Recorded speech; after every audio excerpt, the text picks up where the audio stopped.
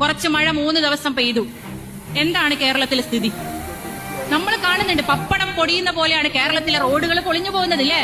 നിങ്ങൾ ചിന്തിച്ചു നോക്ക്, മലപ്പുറത്തുനിന്ന് കോഴിക്കോട്ടേക്കുള്ള ഹൈവേ ആണ്. ഒരൊറ്റ മഴ പെയ്തപ്പോ റോഡ് കാണാനില്ല. അല്ലേ? ഇന്നലെ വരെ, മെനിയാന്ന് വരെ, മഴ പെയ്യുന്നതിന്റെ മുന്നേ വരെ കേരളത്തിലെ ഗവൺമെന്റ് പറഞ്ഞു എന്താണ്, ഇത് ഞങ്ങളുടെ റോഡാണ്. കേന്ദ്ര ഗവൺമെന്റ് പറഞ്ഞു എന്ത്, ഇത് ഞങ്ങളുടെ റോഡാണ്.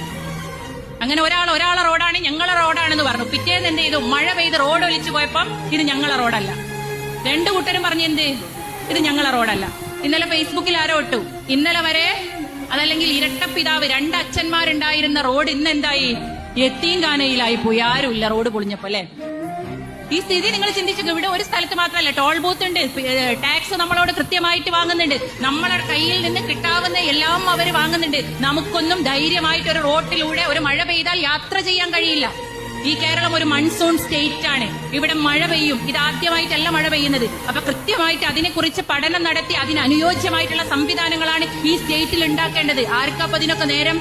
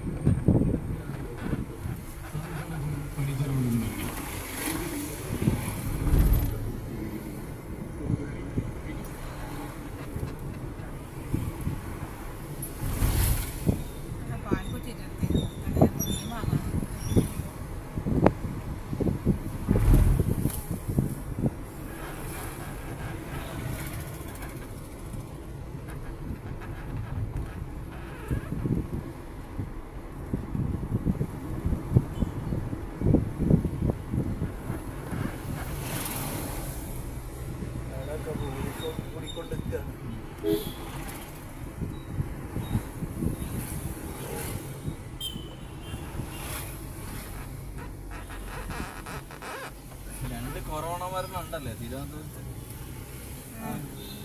വീണ്ടും വരികയാണ് കൊറോണ. ഇന്നലെ മരിച്ചിരുന്നു 2 ആള് കോവിഡ് കൊണ്ട് തിരുവനന്തപുരത്ത്. 2ാമത് വരിക. 4 രാജ്യങ്ങളിലെങ്ങാനും ഇപ്പൊ 2ാമത്. വെള്ളത്തിൽ കൂടിയാണല്ലോ മഴയത്തും കെട്ടിക്കുന്ന വെള്ളം അങ്ങനെ വരുന്നുണ്ട്. റബ്ബ് ഇങ്ങോട്ട് ചാടിക്കുകയാണെങ്കിൽ ആർക്കും തടയാൻ കഴിയില്ല. ചാടി ഇവിടെ നോക്കുമ്പോൾ